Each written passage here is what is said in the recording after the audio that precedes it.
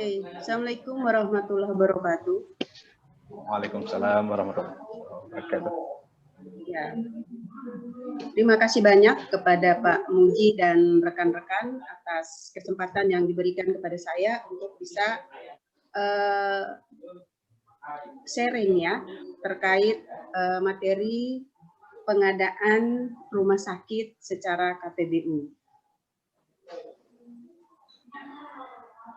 Terkait pengadaan rumah sakit secara KPBU ini sesuai dengan materi yang sebelumnya materi KPBU itu pernah disampaikan oleh Pak yang dari Bappenas tentang materi sebelumnya adalah apakah KPBU atau materi KPBU atau tender pengadaan KPBU atau tender pilihan ya, yang materi sebelumnya yang disampaikan dari Bappenas. Nah, sekarang terkait dengan pengadaan rumah sakit secara KPBU. Nah, di dalam materi ini pertama terkait untuk pengadaan rumah sakit, definisi rumah sakit itu menurut ada di dalam Undang-Undang Nomor 44 Tahun 2009. Di situ ada tentang apa itu rumah sakit, kemudian apa itu tujuan dari adanya rumah sakit. Kemudian berdasarkan jenis kelasnya menurut keputusan Menteri Kesehatan nomor 51 tahun 79 bahwa rumah sakit itu ada berbagai macam tipe dari tipe A sampai tipe E, yang membedakan dari semua tipe itu hanyalah dari segi pelayanannya itu. Jadi pada intinya yang membedakan dari semua tipe rumah sakit itu hanyalah dari segi pelayanan, baik dari rumah sakit tipe A, tipe B, tipe C, tipe D, dan sampai dengan tipe E. Ini ada penjabarannya tentang rumah sakit tipe A, tipe B, tipe C, tipe D, dan tipe E. Mungkin saya tidak terlalu menjabarkan. Nah, di sini sebagaimana kita ketahui bersama bahwa terkait tentang penyediaan infrastruktur. Nah, ini dikatakan atau didefinisikan sebagai kegiatan yang meliputi pekerjaan konstruksi untuk membangun atau meningkatkan kemampuan infrastruktur dan atau kegiatan pengelolaan infrastruktur dan atau pemeliharaan infrastruktur dalam rangka meningkatkan kemanfaatan infrastruktur. Nah, di salah satu jenis infrastruktur yang dikerjasamakan berdasarkan Perpres 38 tahun 2015 dan Permen PPN nomor 4 tahun 2015, salah satunya adalah infrastruktur kesehatan. Berdasarkan Permenkes nomor 40 tahun 2018 ada di dalam pasal 3 yaitu infrastruktur kesehatan yang dapat dikerjasamakan dalam skema KPBU dalam penyediaan infrastruktur kesehatan itu meliputi rumah sakit, kemudian puskesmas atau klinik, laboratorium kesehatan, dan politeknik kesehatan. Kemudian ini adalah tentang pengertian KPBU, manfaat KPBU, kemudian skema KPBU, dan keunggulan daripada KPBU. Mungkin ini materi yang sebelumnya sudah Bapak dan Ibu dapatkan. Nah, ini KPBU itu adalah kerjasama antara pemerintah dan badan usaha dalam penyediaan layanan infrastruktur untuk kepentingan umum berdasarkan perjanjian kedua belah pihak dengan memperhatikan prinsip pembagian risiko. Jadi, prinsip pembagian risiko ini itu ada solicited dan unsolicited. Mungkin kemarin materinya sudah ada tentang yang bagaimana solicited itu dan bagaimana yang unsolicited. Kemudian ada manfaat KPBU. Manfaat KPBU itu yang pertama dia ada efisiensi dan optimalisasi APBN ataupun APBD. Kemudian ada sharing resiko dari kedua belah pihak. Kemudian ada transfer of knowledge, transfer pengetahuan dan teknologi dari pihak swasta kepada pihak pemerintah. Kemudian manfaat yang keempatnya adalah potensi investasi. Kemudian skema yang digunakan pada KPBU ini yaitu bisa dengan yang pertama skema KPBU dengan dukungan sebagian konstruksi. Jadi skema ini adalah pilihan ya. Kemudian yang kedua adalah skema KPBU dengan penjaminan pemerintah. Yang ketiga skema KPBU dengan pengembalian investasi melalui tarif dan viability gap and fund atau VGF. Kemudian yang keempat, skema KPBU dengan pengembalian investasi melalui availability payment atau disingkat dengan AP. Nah, keunggulan KPBU itu yang pertama, KPBU itu bukan berfokus pada pengadaan aset.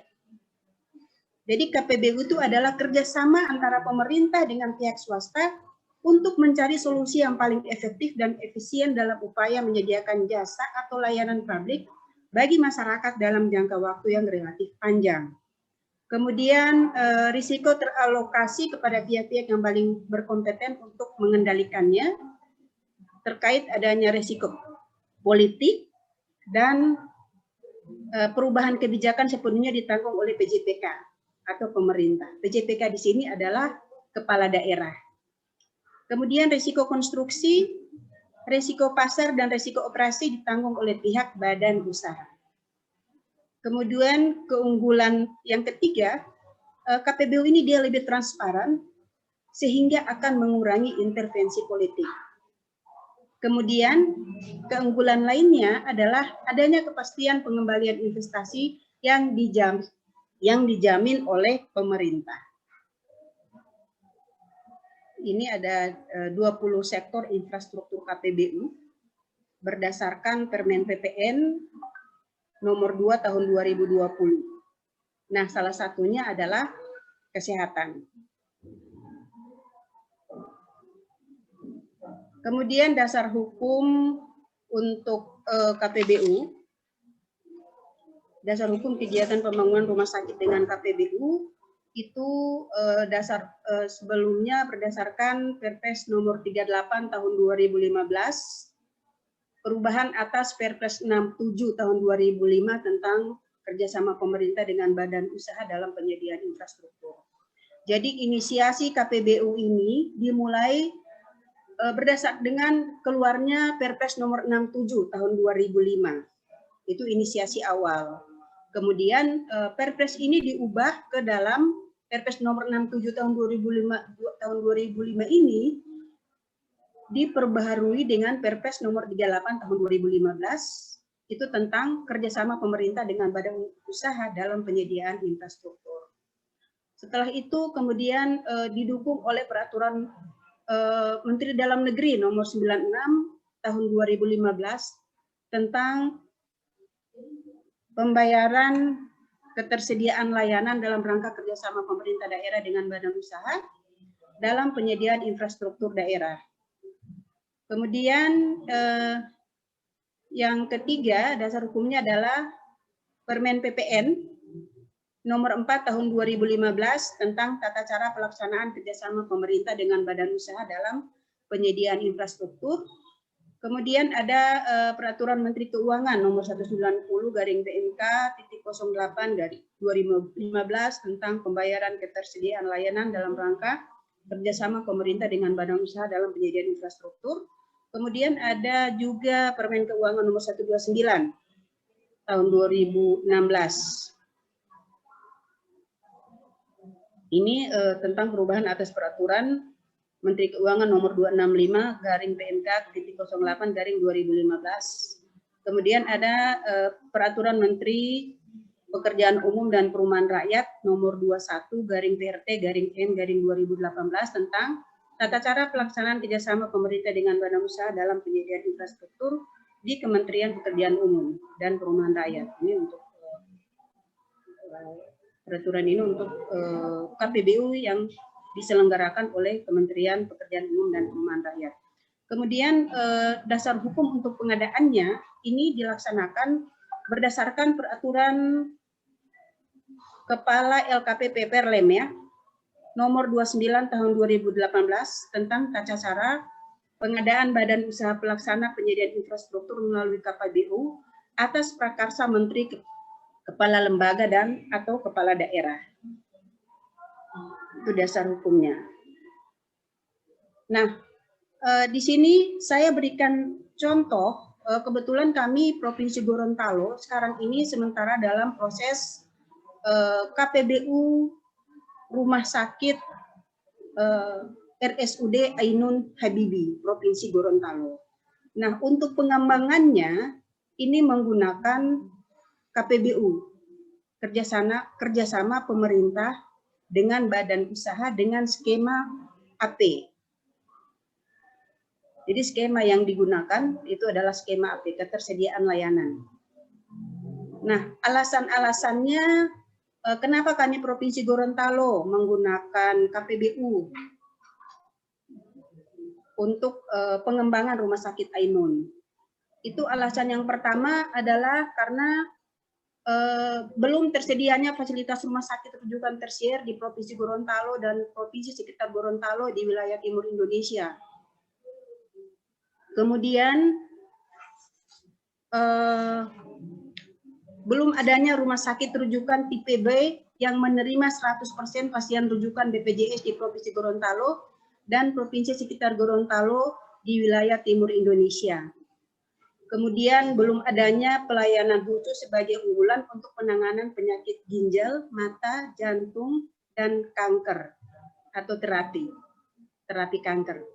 Ini alasan kenapa kami pemerintah Provinsi Gorontalo menggunakan KPBU untuk pengembangan rumah sakit Ainun Habibie Provinsi Gorontalo. Kemudian pengembangan KPBU RSUD Hasri Ainun Habibie ini dikarenakan karena ada relevansi visi dan misi untuk peningkatan kualitas sumber daya manusia, itu masuk dalam misi keempat dengan sasaran meningkatnya derajat kesehatan dan gizi masyarakat. Kemudian menjadi salah satu program prioritas kesehatan yang prima dan menjadi urusan wajib pemerintah provinsi. Dan tujuannya adalah untuk mendukung program universal coverage melalui jaminan kesehatan nasional di tahun 2019. Kemudian untuk menyediakan fasilitas kesehatan yang memadai melalui penyediaan tenaga dokter spesialis dan subspesialis sehingga dapat mengatasi berbagai penyakit yang sebelumnya harus dirujuk ke rumah sakit di luar Provinsi Gorontalo yang lebih lengkap. Kemudian sebagai rumah sakit pusat rujukan provinsi tipe B dengan fasilitas pelayanan kesehatan tersier. Meningkatkan akses pelayanan kesehatan kepada masyarakat dan akan menjadi rumah sakit pendidikan. Kemudian ringkasan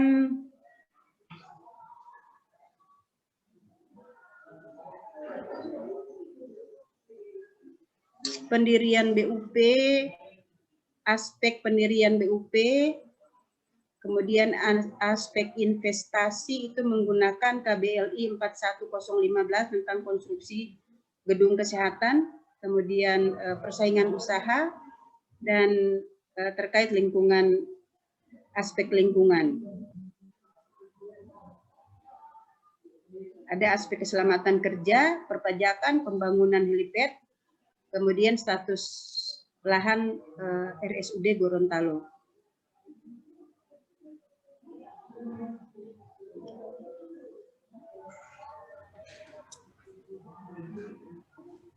Nah, ini skema kerjasama yang ditawarkan dalam proyek pengembangan RSUD Dr. Hasri Ainun Habibie, yaitu desain, finance, maintain, and transfer. Itu adalah terkait pembangunan gedung rawat inap, rawat jalan, penyediaan alat kesehatan untuk rumah sakit IPB, kemudian ada penyediaan alat kesehatan untuk cardiac unit, penyediaan insinerator, pengembangan SIM RS. SIM RS-nya itu ada software, hardware, dan training. Kemudian pelaksanaan capacity building untuk staf rumah sakit. Ini biaya yang estimasi biaya ya. Untuk total investasi yang sebelumnya 800-an miliar, dengan adanya perubahan yang kedua setelah kami melakukan perubahan di dalam dokumen FBC, ini perubahannya menjadi 579 sekian miliar, 19 miliar. Dengan skema AP, kemudian ROI-nya 14%, masa kerjasamanya selama 20 tahun. Kemudian kami juga sudah melakukan kajian lingkungan terkait lingkungan sosial, pengadaan tanah, itu sudah dilakukan di dalam dokumen FBC. Kemudian ini gambaran terkait struktur kerja untuk Rumah Sakit Ainun Habibie.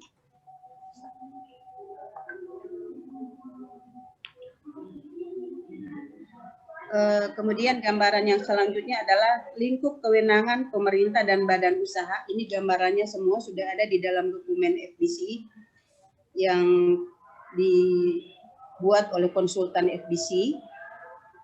Kemudian ada pembagian beberapa risiko utama. Nah, ini pun sudah dijabarkan, ada di dalam dokumen FBC.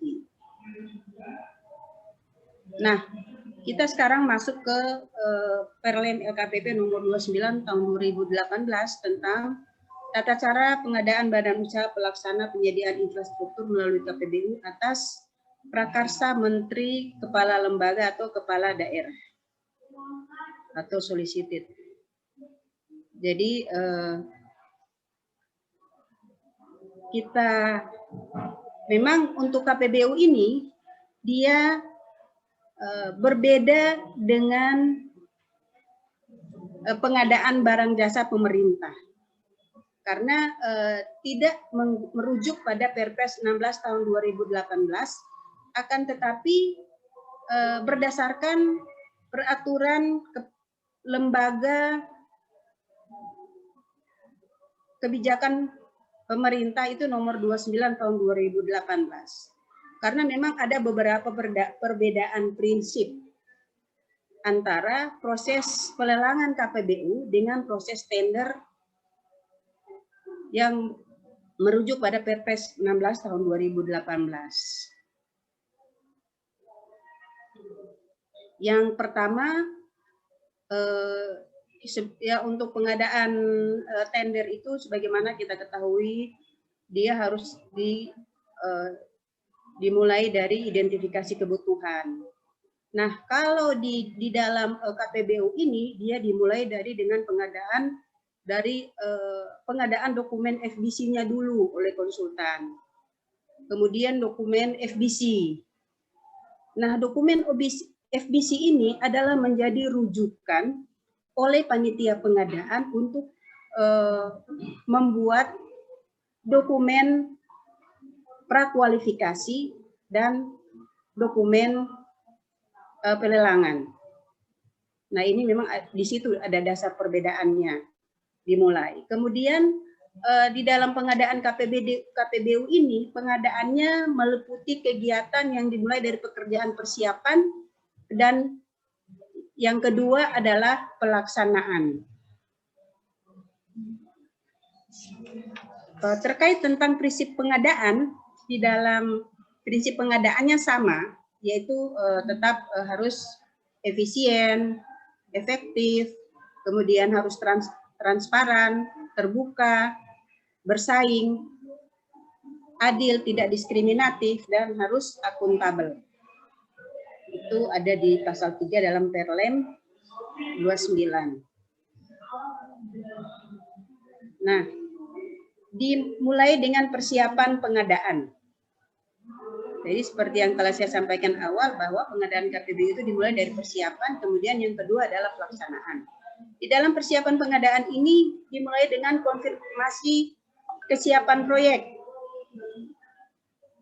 Kemudian ada konfirmasi minat pasar. Kemudian ada pemberitahuan informasi awal, itu apabila diperlukan. Kemudian setelah itu ada penyusunan jadwal pengadaan dan rancangan pengumuman, kemudian penyusunan dan penetapan dokumen pengadaan, kemudian ada pengelolaan data room. Jadi data room ini fungsinya adalah mengupload dokumen FBC.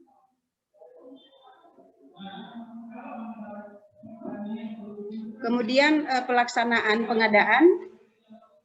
Pelaksanaan pengadaan yang pertama itu dengan prakualifikasi dan pemilihan badan usaha pelaksana. Untuk masuk ke pemilihan badan usaha pelaksana, itu harus dilakukan melalui pelelangan dan atau penunjukan langsung. Untuk proses pelelangan, itu ada pelelangan 1 tahap dan ada pelelangan 2 tahap, dan kemudian ada proses penunjukan langsung. Jadi terkait untuk tahapannya, tahapan PK ini dimulai dengan pengumuman PK, tahapannya ini tidak berbeda dengan tahapan prakualifikasi yang ada di dalam Perpres 16 tahun 2018 tentang pengadaan barang jasa pemerintah. Jadi tahapannya sama. Dimulai dari pengumuman, kemudian pendaftaran dan pengambilan dokumen PK, kemudian ada penjelasan, pemasukan dokumen kualifikasi, evaluasi kualifikasi, penetapan dan pengumuman hasil PK, kemudian ada sanggah hasil PK. Memang agak berbeda dengan yang tender karena untuk yang KPBU ini dia masih dilaksanakan secara manual. Masih ada face to face. Bisa dilaksanakan dengan face to face. Ini bedanya. Kemudian untuk pelelangan 1 tahap. Jadi pelelangan 1 tahap ini setelah peserta lulus kualifikasi, maka pelelangan 1 tahapnya itu kita mulai dari undangan dan formulir surat kerahasiaan. Kemudian masuk ke penyampaian surat kerahasiaan dan penyerahan RFP. Kemudian penjelasan. Setelah penjelasan masuk ke pemasukan dokumen penawaran sampul 1 dan 2.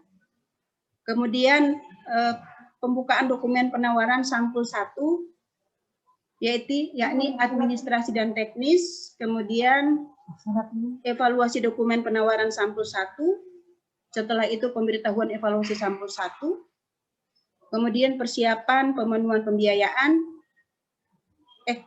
evaluasi dokumen penawaran sampul 2, penerbitan BAHP, kemudian penetapan pemenang, pengumuman hasil pelelangan, sanggah hasil pelelangan, kemudian penerbitan letter of award, kemudian persiapan tanda tangan perjanjian, dan persiapan pemenuhan pembiayaan. Ini pelelangan untuk 1 tahap. Kemudian untuk pelelangan 2 tahap, itu bedanya ini ada di sini. Ada ketambahan undangan dialog optimalisasi. Itu bedanya dengan yang 1 tahap dan 2 tahap di dalam pelelangan KPBU ini.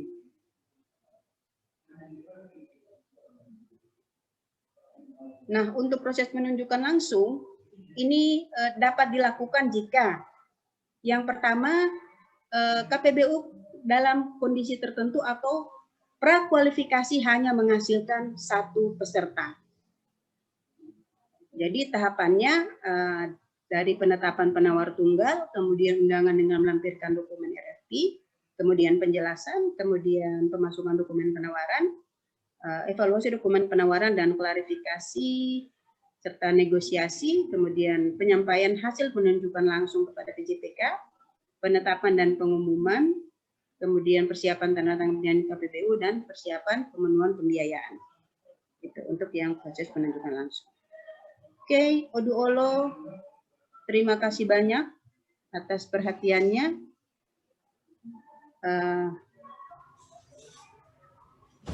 Itu demikian materi yang dapat saya sampaikan. Terima kasih banyak, Pak Moderator. Ya, terima kasih. Waalaikumsalam warahmatullahi wabarakatuh. Ya, terima kasih kita ucapkan kepada Ibu Fri. Ya. Halo? Siap. Iya. Tadi saya lihat ada Pak Imade yang raise hand tadi. Ya. Kayaknya tadi Pak Imade Winarsa raise hand ya? Ya. Silakan Pak Made bergabung. Di-unmute, Pak.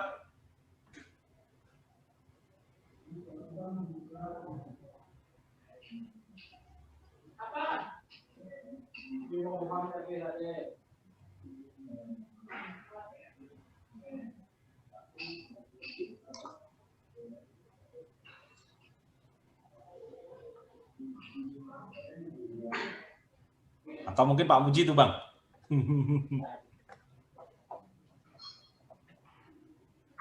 Ya, masih dibuka sesi pertanyaannya, Pak Moderator. Ini ada Pak Yuda Manik ini lagi yang raise hand. Oh ya. Nah.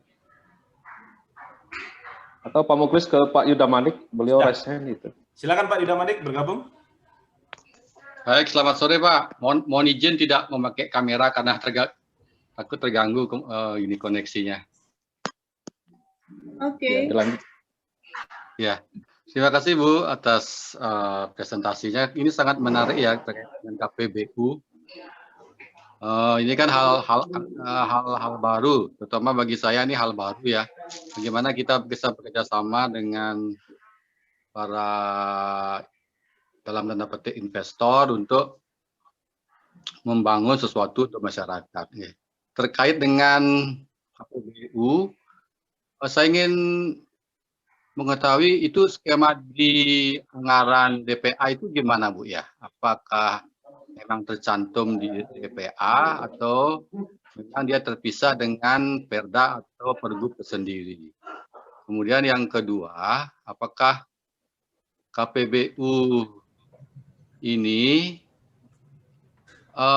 bisa dilakukan di semua pekerjaan gitu? Apakah harus memiliki kriteria tertentu seperti itu? Nah, kemudian yang ketiga, bagaimana karena ini bersifat investasi itu sharing ya, kalau bisa dibilang sharing fee-nya itu apakah sudah diatur di dalam kontrak atau belum? Mungkin begitu Bu, Pak Muklis, terima kasih atas waktunya. Ya, terima kasih. Ya. Langsung dijawab aja mungkin Bu Fri. Iya, bagaimana Pak Moderator? Saya langsung jawab ya. Langsung dijawab aja dulu Bu.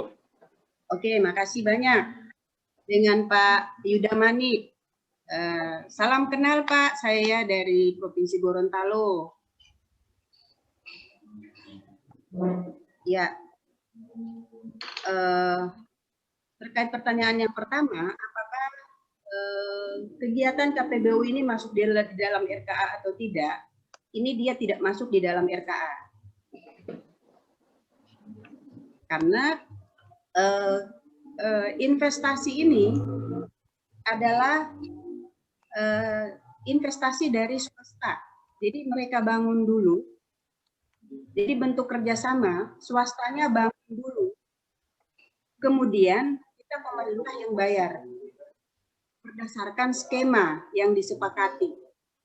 Ada 4 skema tadi yang telah saya sampaikan. Skema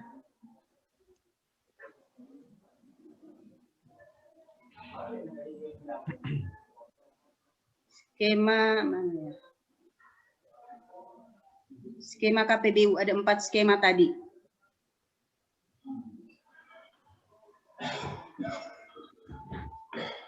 Nah,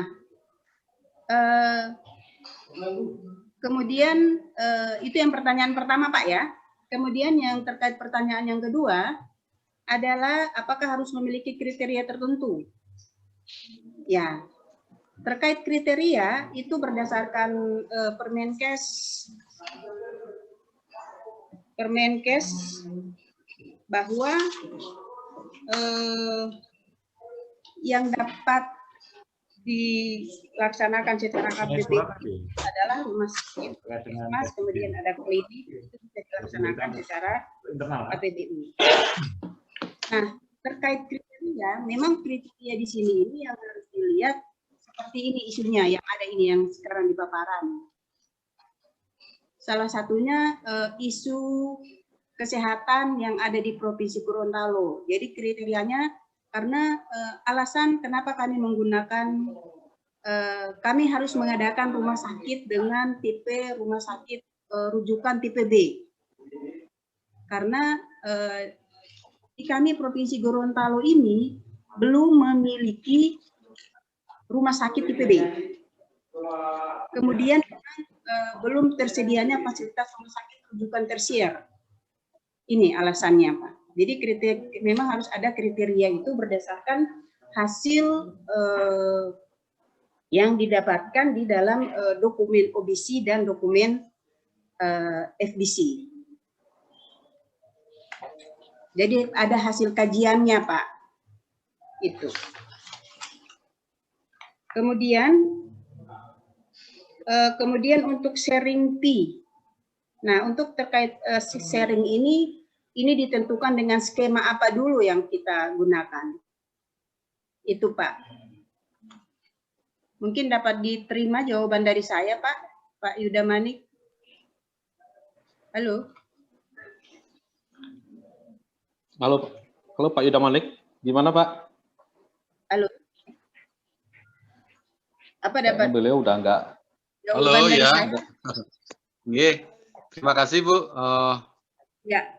Ya, saya rasa karena ini hal baru, mungkin saya sangat tertarik seperti itu. Mungkin kalau bisa ditambah lagi pertanyaannya lagi satu, Bu, kalau Pak Moderator diizinkan. Ya, silakan, Pak. Lagi satu aja, Pak. Kalau terkait pelaksanaannya, Bu, apakah bisa dalam 1 tahun atau dia perencanaan dulu, tahunnya baru pelaksanaan seperti itu.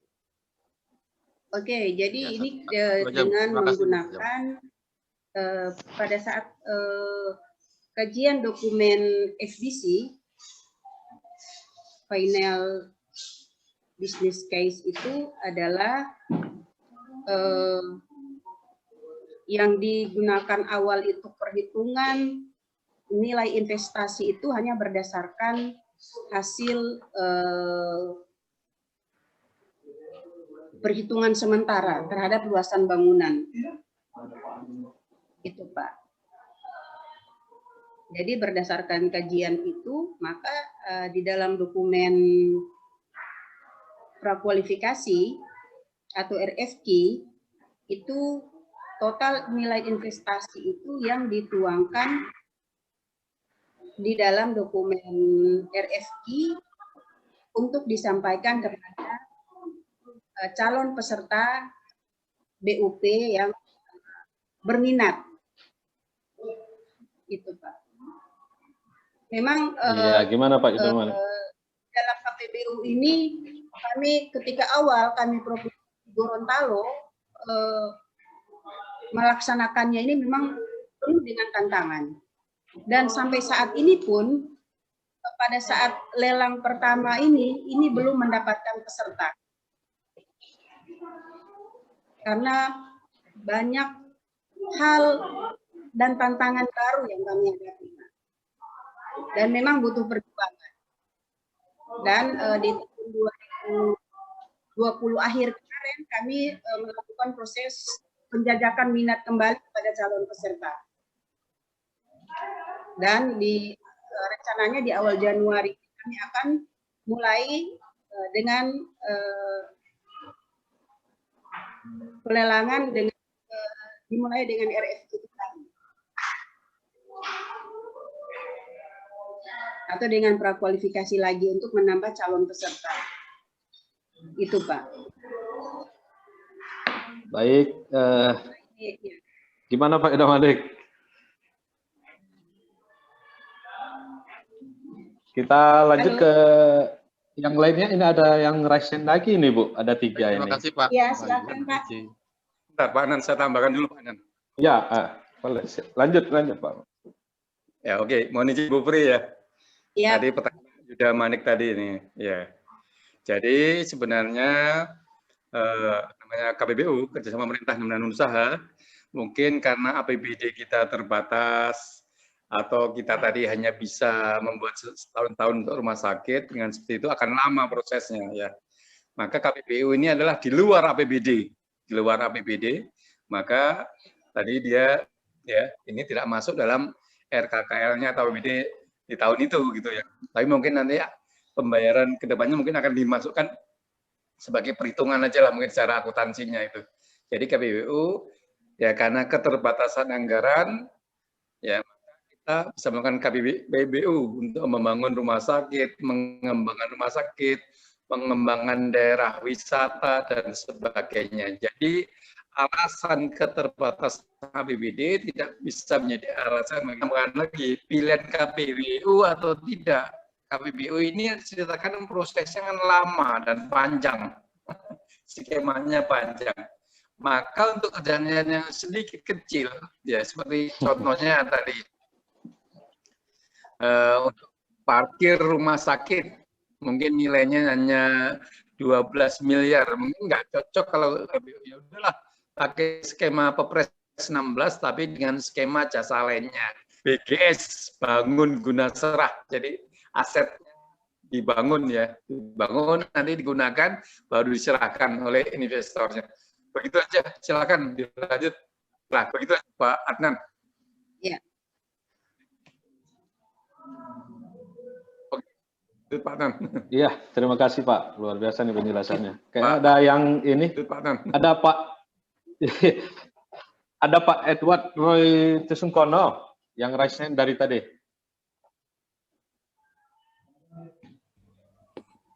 Iya Pak, selamat siang Pak. Ya, selamat. Suara saya bisa kedengar? Bisa kedengaran Jelas, suara saya, Pak, Bu? jelas. Oke, selamat siang Bapak Ibu, selamat siang Ibu yang dari Gorontalo. Saya Edward Roy Tesungkono, saya juga dari Dinas Kesehatan Provinsi Kalimantan Tengah.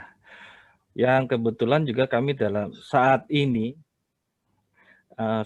kami juga sedang melakukan proyek KPBU untuk rumah sakit.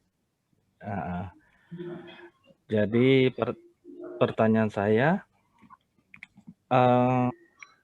proses untuk rumah sakit Gorontalo sudah sampai mana? Kemudian ketika melakukan tahap pelelangan mencari badan usaha, apakah didampingi dengan konsultan pendamping? Jadi saya menanyakan tahapnya sudah sampai mana dan apakah dalam proses tahap pelelangan mencari badan usaha apakah didampingi dengan konsultan pendamping. Itu saja karena proses kami untuk tahun ini adalah pelelangan mencari konsultan pendamping dulu baru melakukan pelelangan mencari badan usahanya. Demikian dari saya Bu, terima kasih. Oke, makasih Pak Edward. Oke, saya nanya nih Pak Edward. Halo, kedengaran Pak ya? Iya. Pak Edward, kedengaran? Iya, kedengaran Bu. Oke. Tahapan untuk yang Kalimantan Pak ya? Kalimantan Tengah, Bu. Saya sudah ke Gorontalo kok. Oke, Lihat Kalimantan. rumah sakitnya. Oh iya, Rumah Saya Sakit sudah pernah ke Ayun. Gorontalo, Bu. Ya, Heeh. oke. Memang tahapan untuk pendamping itu adalah konsultan FBC Iya. yang menyusun dokumen FBC. Nah, di dalam kontrak dokumen FBC untuk konsultan itu mereka sampai di pendampingan penandatanganan kontrak. Oke. Jadi dokumen FBC-nya. Jadi kita dapatkan dulu konsultan FBC-nya, menyusun dokumen konsultannya, menyusun dokumen FBC. Setelah menyusun, maka mereka mendampingi panitia pelelangan sampai di tahapan penandatanganan kontrak. Itu, Pak. Oke. Oke, kalau kami untuk OBC dan FBC-nya sudah clear. Tinggal sekarang karena kemarin kita Tapi dari apakah Bappenas cuma dapat bantuan sampai untuk konsultan OBC dan FBC, maka untuk konsultan pendampingnya kita menganggarkan dari APBD. Harusnya tahun kemarin karena COVID, jadi ketunda. Akhirnya Januari ini baru kita mulai lagi. Oh gitu ya. Kenapa Tahun tidak ini kita jadi mulai satu lagi. kesatuan, Pak? Karena kemarin kita FBC-nya tidak. Itu dari Bappenas, Bu, yang menganggarkan. Yang menyediakan dana kemarin Bappenas. Kita dapat bantuan dari Bappenas kemarin. Untuk OBC dan untuk FBC-nya. yang dokumen. Iya. OBC dan FBC dokumennya ya. Dan kalau untuk konsultan konsultan pendampingnya kita diarahkan untuk dari APBD kita sendiri. Makanya saya tanyakan proses punya Ibu ini sudah sampai mana gitu loh. Sudah sampai mana? Apakah sudah tahap pembangunan? Apakah masih dalam proses mencari badan usaha? Atau kendalanya bagaimana? Kalau bisa kita sharing nih, Bu. Ya, kalau di kami ini Pak penuh dengan tantangan. Sama, Bu. Jadi untuk mengantisipasi dari berbagai hal itu, PJPK meminta kita untuk ekspos dengan BPKP dan Kejaksaan dan DPRD. Iya, sudah kita. Ya, sampai di kita keluar LO-nya. Nah, LO itu yang menjadikan perubahan di dalam dokumen RFP-nya kami dalam proses pelelangannya. Nah, tantangan terbarunya itu adalah ketika terjadi perubahan di dalam nilai investasi. Yang saya sampaikan tadi, yang sebelumnya 800-an menjadi 500-an lebih. Karena memang ada beberapa masukan, itu untuk terkait Alkes, itu sebaiknya sebagian itu dimasukkan di dalam anggaran DAK. Ya, betul. Ya, yang tidak bisa itu masuk ke KPBU. Kemudian di kami itu kan ada tambahan untuk pembangunannya itu ada rumah singgah dan rumah dokter. Nah, itu kan memang di dalam Permenkes tidak masuk. Nah, itu dengan adanya LO itu dikeluarkan. Karena tidak masuk di dalam, dianggap tidak masuk di dalam rencana untuk rancangan KPBU. Itu yang menjadi perubahan dari nilai investasi yang dari 800 miliar itu berubah ke 500 miliar. Itu Pak. Dan memang tantangannya luar biasa, Bu.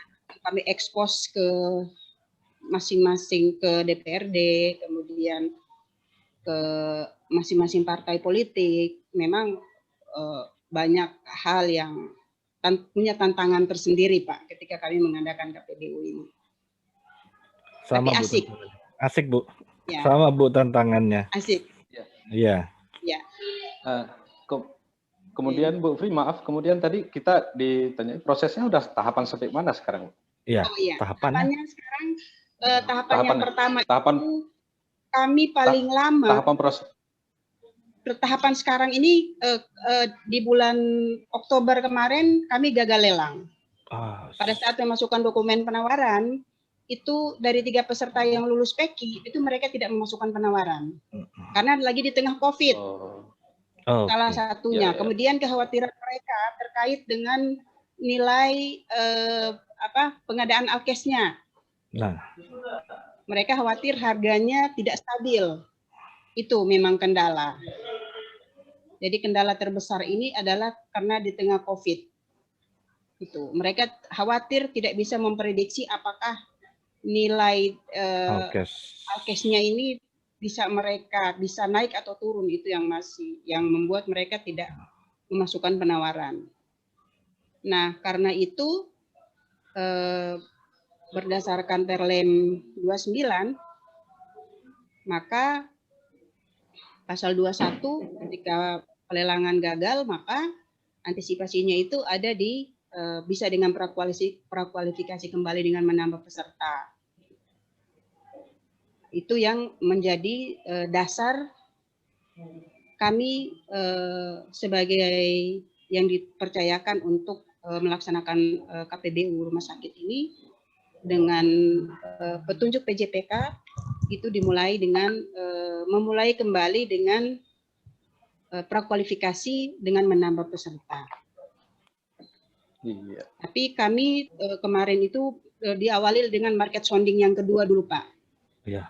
Kemudian lanjut dengan one-on-one meeting. Sudah. Nah, sekarang sebelum kita masuk ke PEKI, karena ada perubahan, ada beberapa masukan setelah kami mengadakan one-on-one meeting dengan semua peserta yang mengikuti market sounding, itu kami minta diekspos lagi dengan BPKP dan Kejaksaan dan DPRD. Jadi ini berjalannya mulai minggu depan ini, Pak. Kami ekspos lagi sebelum kami masuk ke dokumen RFQ ke peserta. Itu, Pak. Oke. Ya. Baik. Mungkin ada tambahan dari Pak Muji, Pak? Jadi belum dibangun, Bu, ya, Bu? Tentang bagaimana Ya. Enggak, progresnya aja. Jadi belum ada yang dibangun, Bu Pri, tahapannya nih, gedungnya? Belum? Belum ada. Ada, Pak. Karena memang kemarin kita gagal lelang. Karena pemasukan dokumen penawarnya itu pas di tengah COVID, pas memang pada semua lagi WFH. Oh, gitu ya. Oke. Oh iya. Ya. Oke. Baik, ada yang resen lagi? Ada yang resen lagi dari Pak Agus Nen Sahabat. Halo? Iya. Ini ada yang resen lagi, Bu. Dari Pak Agus, mungkin Pak Agus dipersilakan, Pak Agus. Ya. Bu Prise. Waalaikumsalam. Aduh, gimana kabar, Bu? Alhamdulillah nih. Alhamdulillah sehat, Pak. Ketinggalan sudah Sultan sama Gorontalo di, Bu. Iya. Kita baru mau rencana mulai. Kita baru rencana mau mulai kita baru menjaring tahun ini proyek-proyek mana yang menurut kami bisa di KPBU kan, Ibu. Makanya Ibu sudah laksanakan ya.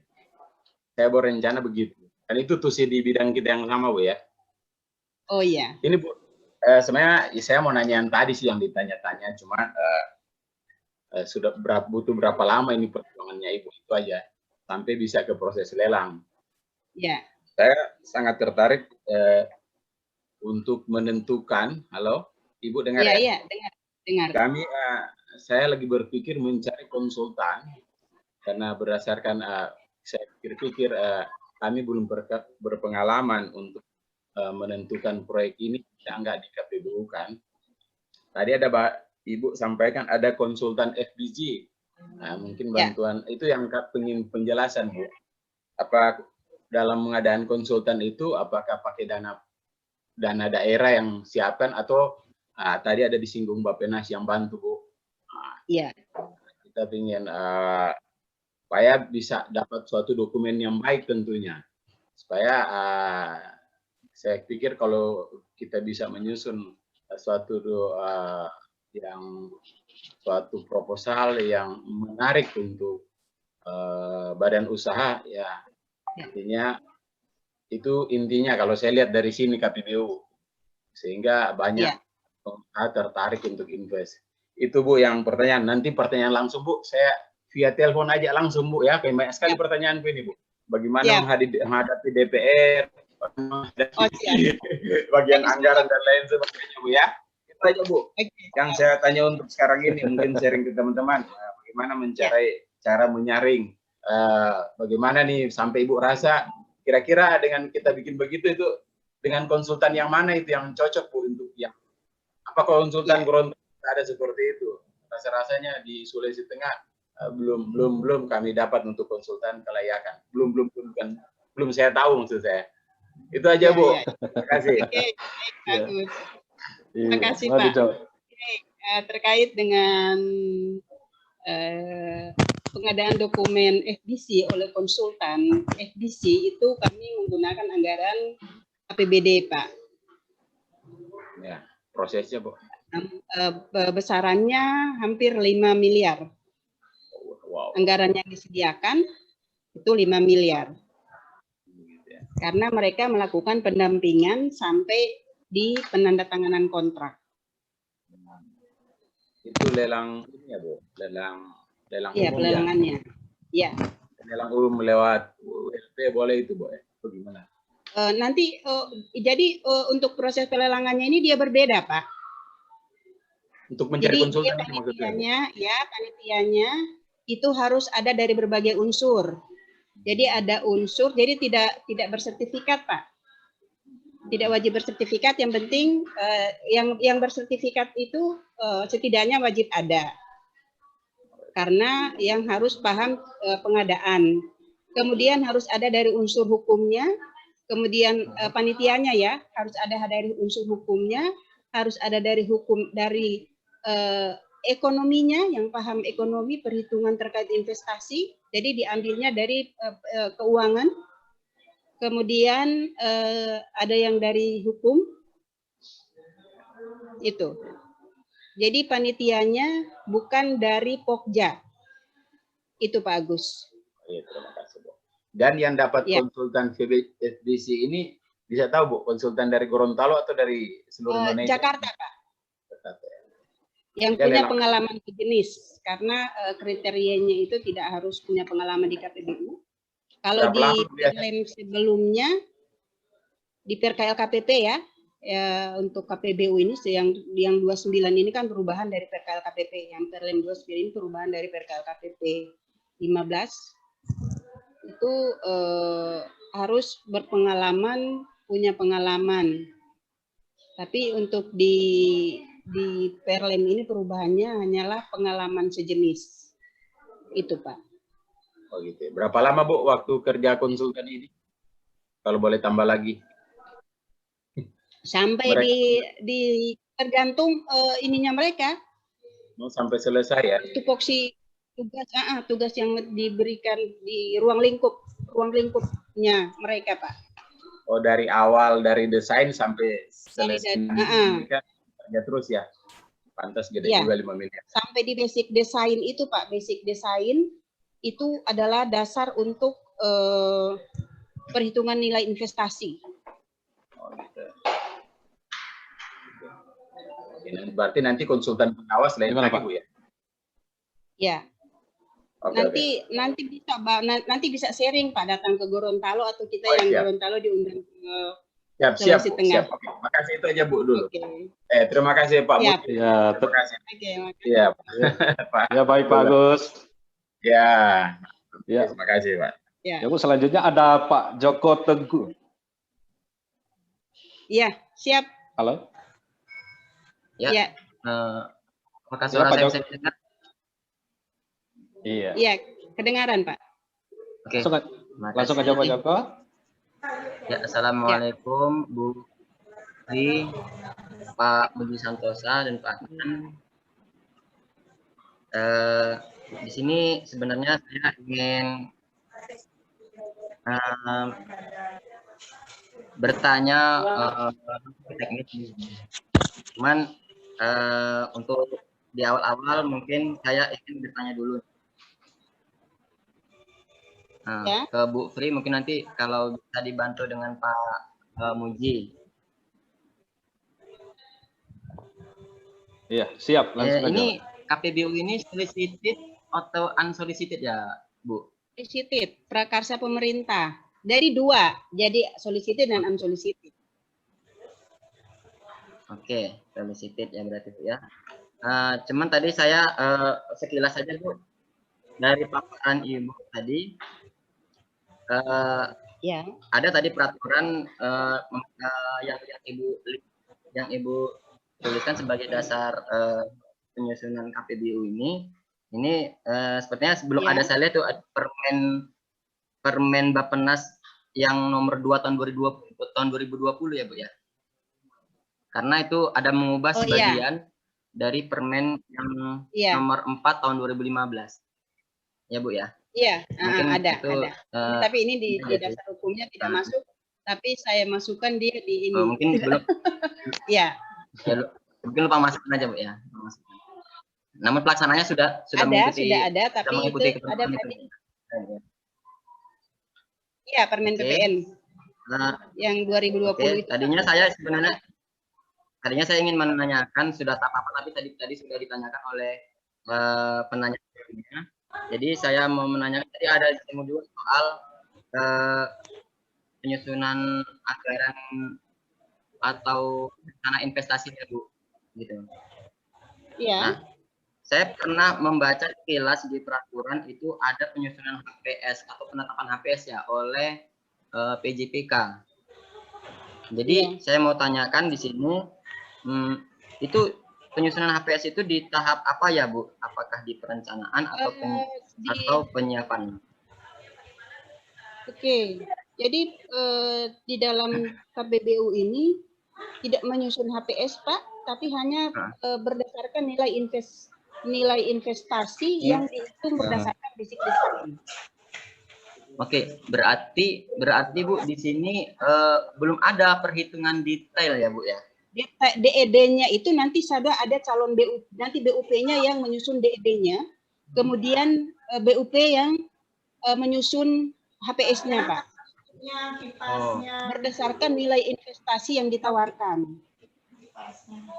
Oke. Kan kita sudah punya basic design nih. Boleh sekarang video. Soalnya kan gini Bu, ini kan waktu kegiatan ini dilelangkan, itu kan sudah ada angka di situ. Tentunya kan dalam proses evaluasi kan ada dokumen penawaran finansial gitu ya. Biaya kalau kita di proses seleksi konsultan di Perpres 16 kan dia dokumen penawaran biaya ya Bu. Nah itu kan tentunya kan kita ada kompetitor-kompetitor gitu. Maksudnya ada peserta-peserta gitu kan. Iya. Nah, tentunya mereka menawar itu kan tentunya kan harus harus sudah, mereka kan menawar biaya gitu kan. Tentunya kan untuk mereka menyusun penawarannya, bagaimana mereka bisa menyusun penawaran biayanya kalau ini masih berupa umum aja gitu Bu ya, perhitungan nilai investasinya gitu. Memang memang nilai investasi ini kan dihitung berdasarkan basic design Pak. Kalau terkait bangunan itu hanya terkait luasan bangunan, kemudian kita sudah mengikuti peraturan tentang perhitungan untuk luasan bangunan untuk rumah sakit, dia masuk rumah sakit bangunan negara kan ada itu kan aturannya. Nah itu sudah mengikuti itu Pak. Jadi ada dasar-dasarnya untuk perhitungan nilai investasi untuk bangunan berdasarkan basic design. Nah kemudian untuk pengadaan untuk alkesnya pun demikian. Perhitungan untuk nilai alkes sehingga mendapatkan total nilai investasi. Nah itu yang akan menjadi dasar dari calon BUP untuk menawar. Apakah ketika kami memberikan tawaran dengan senilai investasi yang ada, kemudian dengan hasil perhitungan mereka, apakah menurut mereka bisa terpenuhi tidak? Itu Pak. Memang ini seperti yang telah disampaikan sebelumnya, ini memang agak berbeda. KPBU ini memang dia agak berbeda dengan tender, Pak, karena dia menggunakan peraturan tersendiri. Oke, Bu. Kalau kita ulas di sini terkait itu tidak akan waktunya banyak. Bukan waktu cukup lama, Bu ya. Ya, ya lama. Izin ada pertanyaan berikutnya, Bu ya. Nah, ya. Apa namanya? Mungkin sebenarnya saya tertarik sebenarnya di unsolicited sebenarnya, Bu. Cuman karena memang ini kasusnya case-nya ini adalah yang solicited, mungkin bisa juga ya kita pertanyakan di sini mengenai kewajiban PJPK melaporkan usulan rencana KPBU-nya kepada Bappenas. Nah, ini mungkin boleh nanti dibantu juga mungkin dengan Pak Muji kali ya. Sejauh mana apakah diwajibkan ya untuk kedua jenis ini KPBU ini harus diusulkan rencana KPBU-nya kepada Bappenas oleh kepala daerah, Bu, baik solicited maupun unsolicited. Sekaligus menanyakan ke Ibu Pri mengenai kegiatan yang Ibu Pri lakukan itu bagaimana mekanisme Ibu melaporkan ke Bappenas di tahap awal sebelumnya itu, sebelum KPBU ini masuk dalam rencana list KPBU nasional. Oke. Izin Pak Muji, saya yang jawab dulu, Pak. Oh, Ibu aja, silakan Bu. Saya juga belajar. Ya, izin. Terkait pemberitahuan ke Bappenas itu memang harus dikoordinasikan lebih awal dengan Bappenas. Karena untuk terkait pengadaan, kami memulai pengembangan RSUD Ainun sehingga dengan menggunakan KPBU ini adalah hasil koordinasi dengan Bappenas, Pak. Kemudian berdasarkan hasil dokumen FBC, dokumen OBC. Itu, Pak.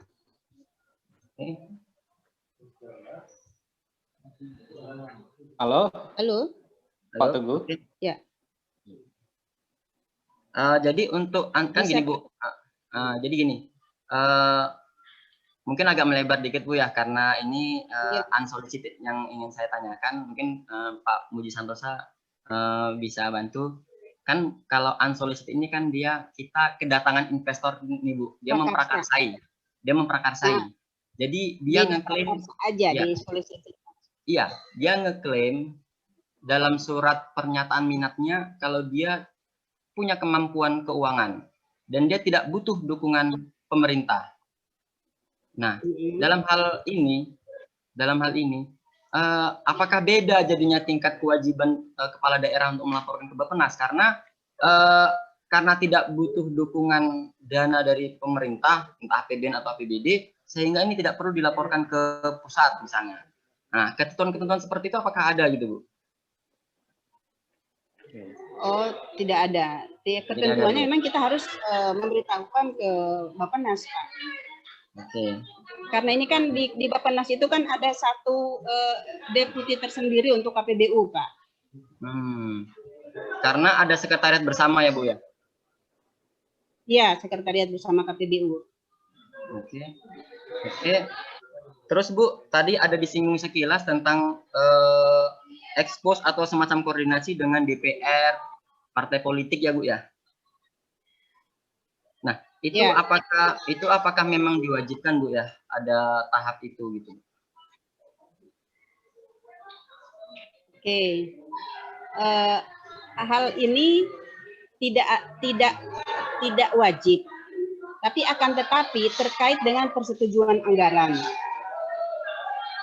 Oh, kenapa harus dengan DPRD? Oke, mungkin izin Bu, mungkin karena ini butuh dukungan pemerintah Bu ya?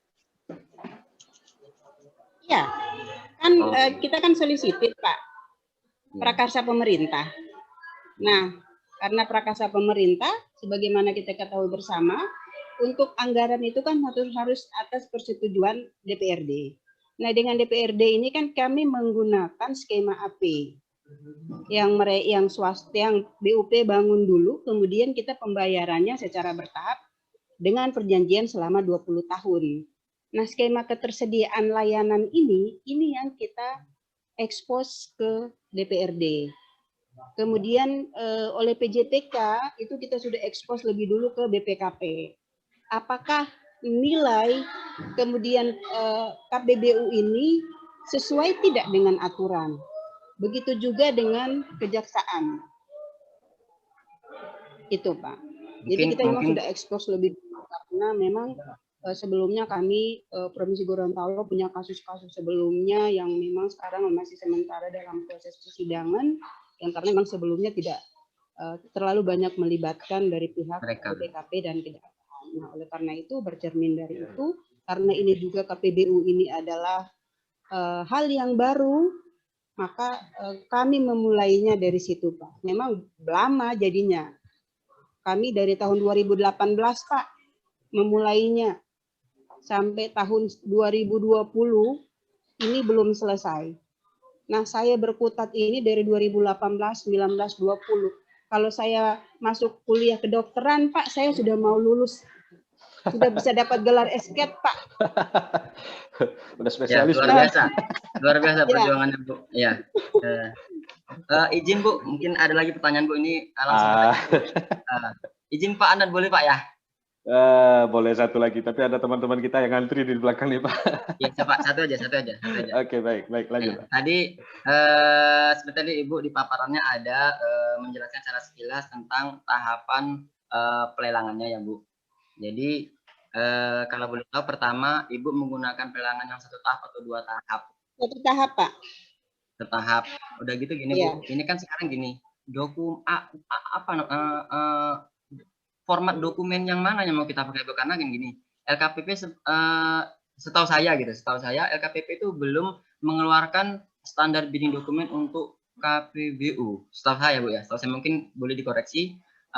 Jadi sehingga kalau kita mau KPBU mau solicited atau unsolicited itu pakai standar dokumen yang mana gitu. Apakah sudah ada?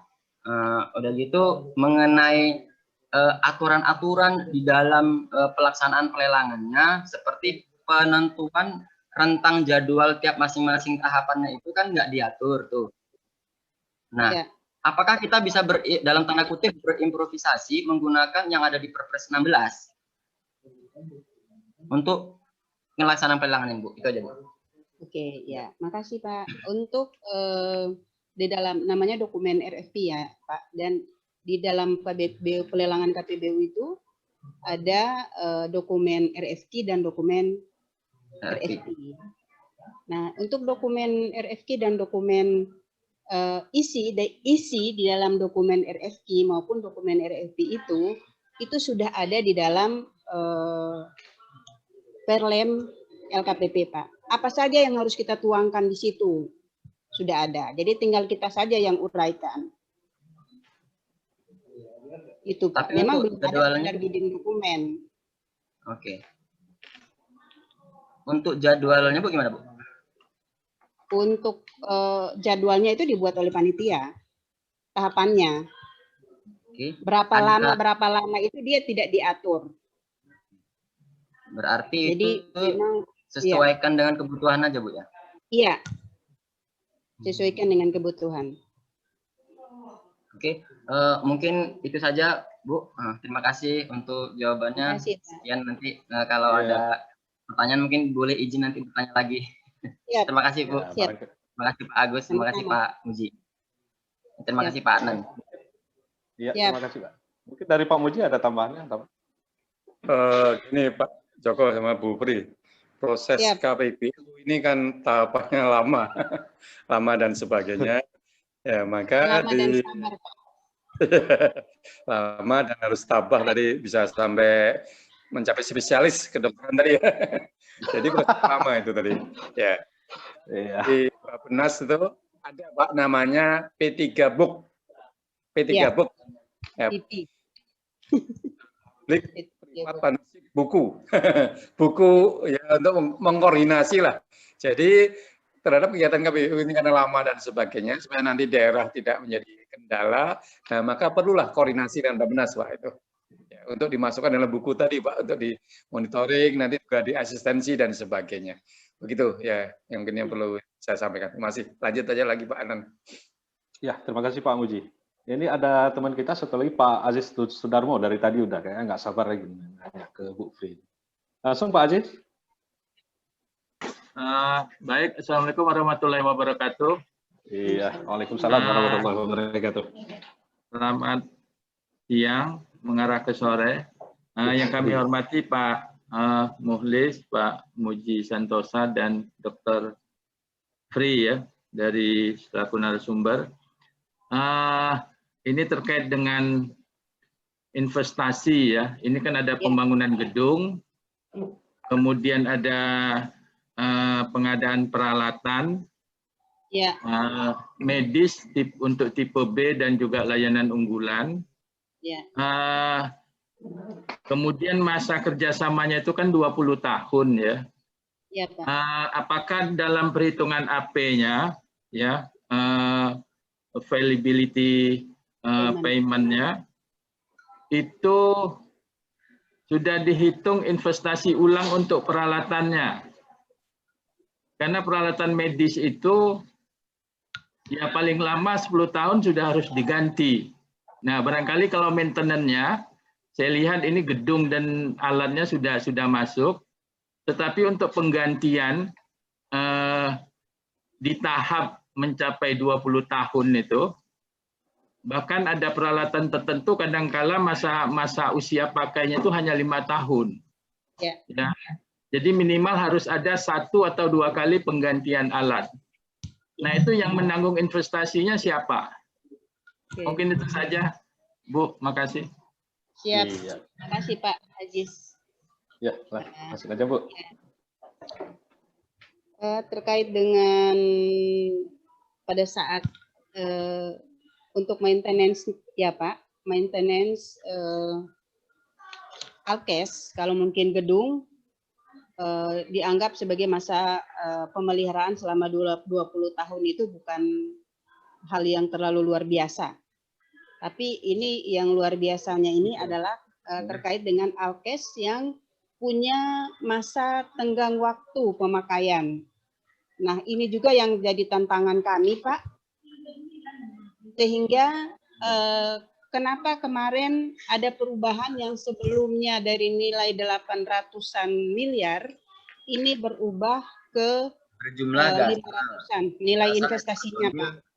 Instansi PJPK dan dapat berasal dari satuan kerja terkait. Panitia pengadaan terdiri anggotanya memahami tentang prosedur. Halo. Halo. Ya, karena ada suara saya pikir pertanyaan. Ya. Oke. Jadi terkait maintenance alkes ini Pak, ini yang memang tantangan kami karena ini itu pun yang menjadikan adanya perubahan di dalam nilai investasi yang sebelumnya 800-an menjadi 500-an Pak. Karena terkait dengan masa usia dari peralatan tersebut, peralatan alkes. Ini Pak. Nah, iya, Pak. Di proses pelelangan ulang ini memang kami lagi akan ekspos lagi ke pihak BPKP dan pihak Kejaksaan dan juga DPRD karena terkait dengan masa usia dari alkes ini dan perubahannya ini adalah penyedianya BUP-nya ini hanya akan mengadakan dan melakukan masa pemeliharaan hanya sampai dengan 5 tahun. Untuk selanjutnya akan menjadi tanggung jawab dari rumah sakit. Itu Pak. Iya. Halo. Ya Pak. Halo Pak Aziz. Iya, gimana Pak? Udah jelas Pak ya? Ya, Pak Mukhlis, ini kita sampai jam berapa Pak? Mohon izin, baik Ibu. Yang penting sudah terhitung saja ya. Jadi jangan sampai jadi seolah-olah nanti kalau setiap pergantian alat, kemudian juga maintenance-nya meskipun masih dalam masa 20 tahun itu sudah dibebankan ke rumah sakit ya. Ya. Mudah-mudahan tidak membebani anggaran operasional rumah sakit yang terutama nanti bersumber Pemda saja, Ibu. Ya, karena alat ini investasinya kalau saya hitung itu kan sekitar 25% ya dari total keseluruhan investasi. Ya, makasih Ibu. Siap. Ya, terima kasih Sama-sama. Pak Aziz. Bisa kita lanjut di satu lagi ya, Pak Muklis? Ya, 10 menit lagi. Udah mendekati closing statement ini. Tapi ada Pak Irman Syah nih Pak, satu lagi nih. Mungkin bisa dipercepat Pak Irman Syah, satu lagi Pak. Halo Pak Irman Syah. Terima kasih. Assalamualaikum. Waalaikumsalam. Assalamualaikum. Waalaikumsalam Pak. Ibu Fri. Siap Pak. Lama nggak ketemu ya. Kita Iya, ketemu lama. di Gorontalo dulu ya. Iya Pak. Pak Muji, Pak Bambang, Pak Muklis semua. Enggak, saya sedikit aja melihat, mendengar paparan tadi secara komprehensif kan sudah sangat-sangat jauh lengkap. Tapi ada satu hal yang saya jadi tanda tanya. Dengan kondisi situasi yang ada di Gorontalo yang pernah saya alamin, itu apakah sudah dikaji betul 20 tahun investasi yang dikeluarkan oleh calon investor? Karena dengan situasi seperti itu memang sepertinya niatnya sudah bagus gitu. Cuman kemampuan masyarakat lingkungan terhadap situasi seperti itu juga harus dipikirkan. Apakah peserta sudah mendapatkan seperti itu? Nah, jangan sampai nanti kita walaupun menggunakan konsultan atau segala macam, jangan salah melihat kondisi lingkungan, Bu Fri. Ya. Jadi mohon maaf itu saja yang mungkin akan menambah wawasan bagi investor, karena ini investor bukan lokal. Investor mungkin saja investor di luar atau di Jakarta atau mungkin yang lain. Itu. Nah, apalagi nanti kalau dia nanti akan masuk lagi ke investasi alat. Nah, saya sangat paham betul, tapi minimal pernah 2 tahun di Gorontalo melihat situasi seperti itu. Ini hanya masukan saja, Bu Fri. Makasih sebelumnya. Assalamualaikum warahmatullahi wabarakatuh. Waalaikumsalam warahmatullahi wabarakatuh. Terima kasih Pak Irman Ya Syah. Pak Irman Syah.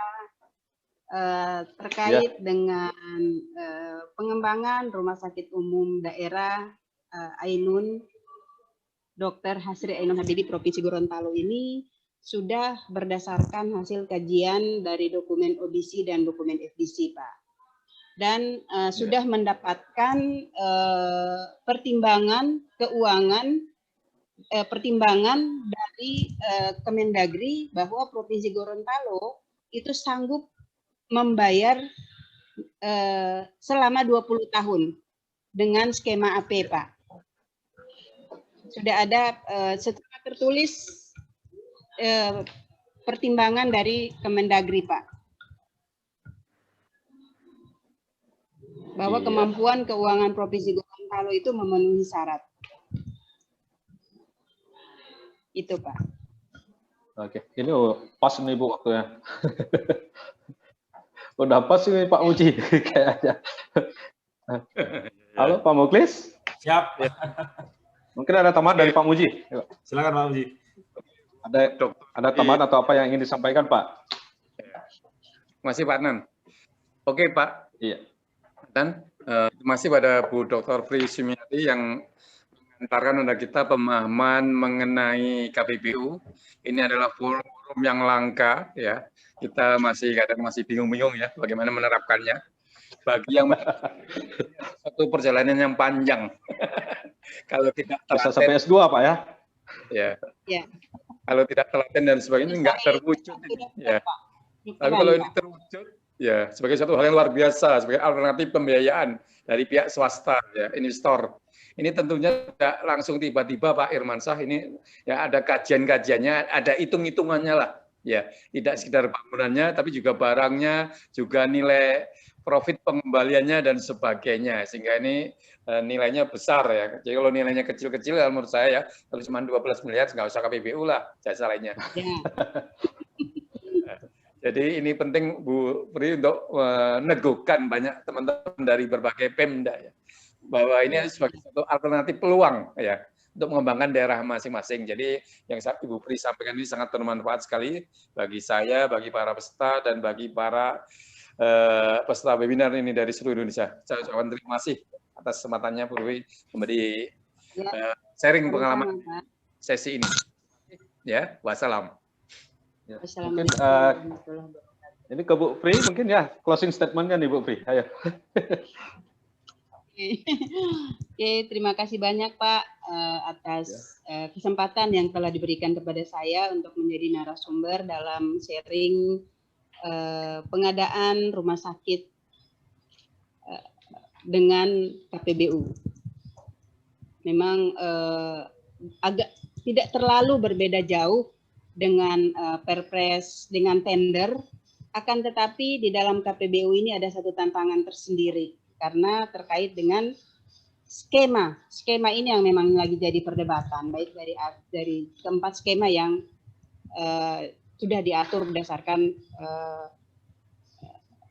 Permen PPN. Nah, tantangan tersendirinya itu dari berbagai pihak. Karena memang terkait nilai investasi yang mereka bangun, yang dibangun lebih dulu oleh BUP, Badan Usaha Pelaksana, dan kemudian kita membayar namanya pinjaman, tapi ini bukan pinjaman, namanya dibangun dulu oleh BUP, dan kemudian kita melakukan pembayaran dengan skema AP yang memang harus diperhitungkan juga dengan kenaikan suku bunga. Memang ada tantangan-tantangan tersendiri. Oke, mungkin itu yang bisa saya. Terima kasih banyak ini. Ya. Ya, terima kasih banyak nih Bu Pri. Luar biasa ini sharing pengalamannya yang bisa dijadikan Miss Antero Indonesia. Yap.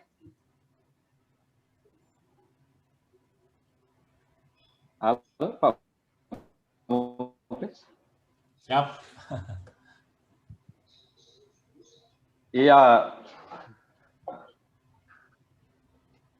Terima kasih Bu Pri, Mas Adnan.